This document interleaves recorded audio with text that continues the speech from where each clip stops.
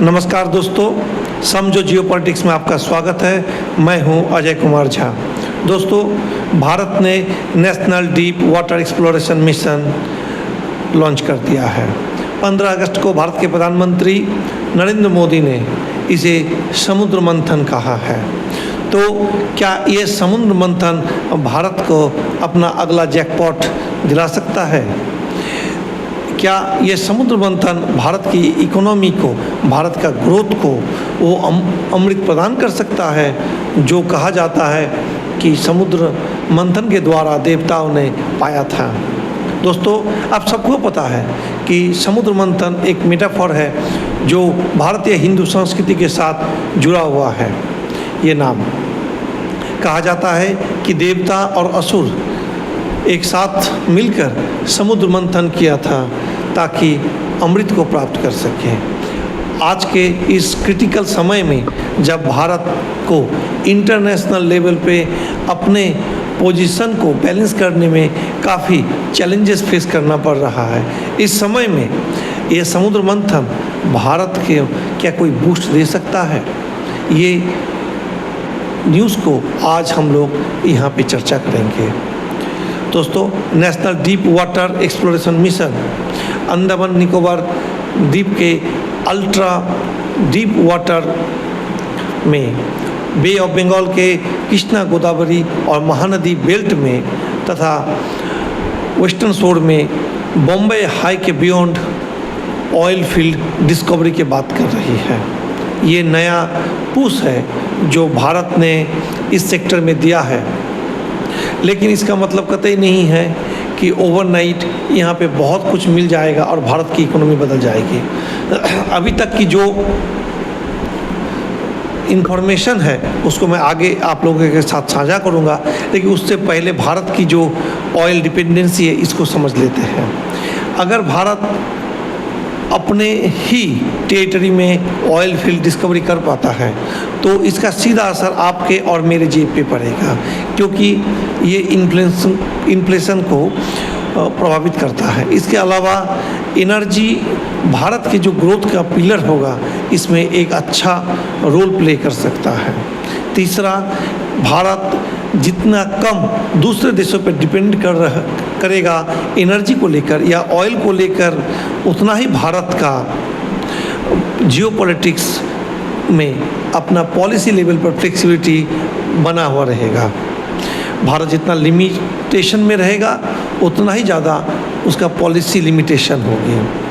मेरा तो मानना है भारत में लार्ज स्केल में और भी ऑयल फील्ड का डिस्कवरी अगर हो तो भारत का जो ग्रोथ है वो जैसे ही आगे बढ़ेगी, भारत भी वर्ल्ड में अपना पोजीशन को और भी कंसोलिडेट कर पाएगा।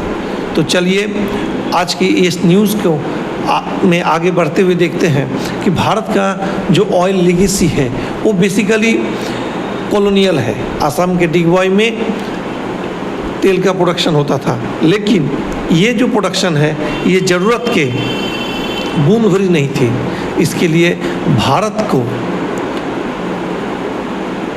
बाहर से इसको इंपोर्ट करना पड़ा। 1956 में ओएनजीसी का गठन किया गया ताकि एक्सप्लोरेशन की फुटिंग जो है वो साइंटिफिक हो। 1976 के अराउंड में जो बॉम्बे हाई में तेल की डिस्कवरी हुई वो भारत का इस सदी का जो कोर्स है उसको बदल दिया। लेकिन अभी भी भारत की जो ज़रूरत है वो पूरी नहीं होने वाली है, जो भारत के मौजूदा प्रोडक्शन है उसके बेसिस में। अभी भी भारत अपने डिमांड के लिए फॉरेन इंपोर्ट पर डिपेंडेंट है।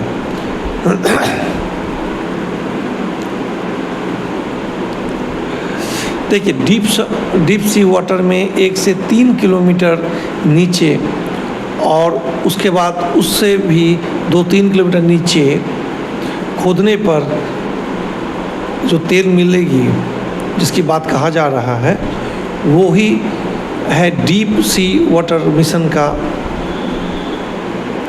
ये पार्ट को काट करना है। ठीक है, ओके।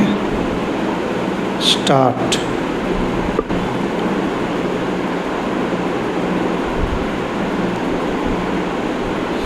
देखिए ईस्टर्न जो साइड है उसमें कृष्णा गोदावरी बेसिन में ओएनजीसी ने 2024 में ही ऑयल मिलने की बात कही है। वहाँ पे जो नेचुरल गैस मिल रहा है फ़िलहाल वो भारत की जो ज़रूरत है उसको पूरा नहीं कर पाता है। इसके अलावा अंडमान निकोबार के जो अल्ट्रा डीप सी वाटर है उसका जो जियोलॉजिकल मॉडल है उसके बेसिस में ये कहा जा रहा है कि वहाँ पे नेचुरल गैस और ऑयल की एक भारी मात्रा मिल सकती है। अगर ये मिलती है तो वाकई भारत की जो एनर्जी डिपेंडेंसी है उसको घटाएगा और भारत को इकोनॉमी को बूस्ट करेगा।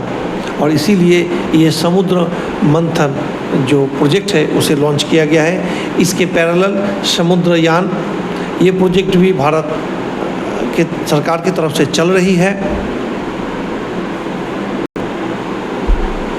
भारत की जो प्रेजेंट स्टेटस है वो है बॉम्बे हाई लगभग मैच्योर हो चुकी है।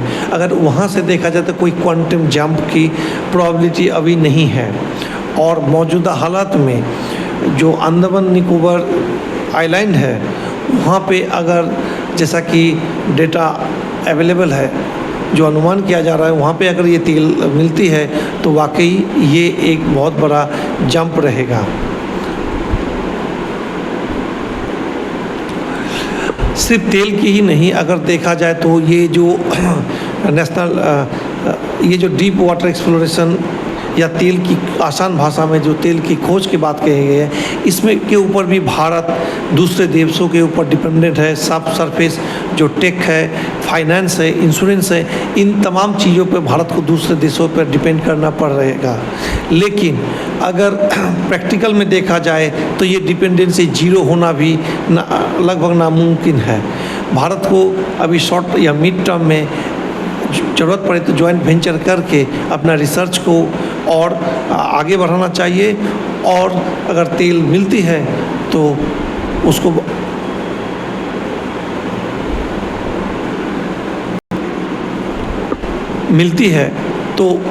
उसको भारत की इकोनॉमी में सही डायरेक्शन से इस्तेमाल करना चाहिए।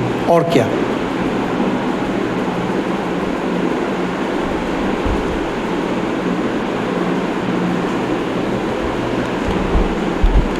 दोस्तों भारत जो अपने इस मिशन के द्वारा अपने डीप सी वाटर में जो सिर्फ तेल और गैस नहीं ढूंढ रहा है, भारत एक उज्जवल भविष्य ढूंढ रहा है। भारत की इस उज्जवल भविष्य का जो बेस है वो ये गैस और ये ऑयल बन सकता है, क्योंकि ये भारत की जो इकोनॉमिकल ग्रोथ है उसमें बूस्ट ला सकता है और इंटरनेशनल लेवल पे भारत को जो पॉलिसी ऑटोनॉमी के क्षेत्र में बहुत ज़्यादा ताकत प्रदान कर सकती है। इसलिए भारत के लिए, भारत के हर एक लोगों के लिए ये मिशन इम्पॉर्टेंट है और इसका सक्सेस होना भी इम्पॉर्टेंट है। जय हिंद।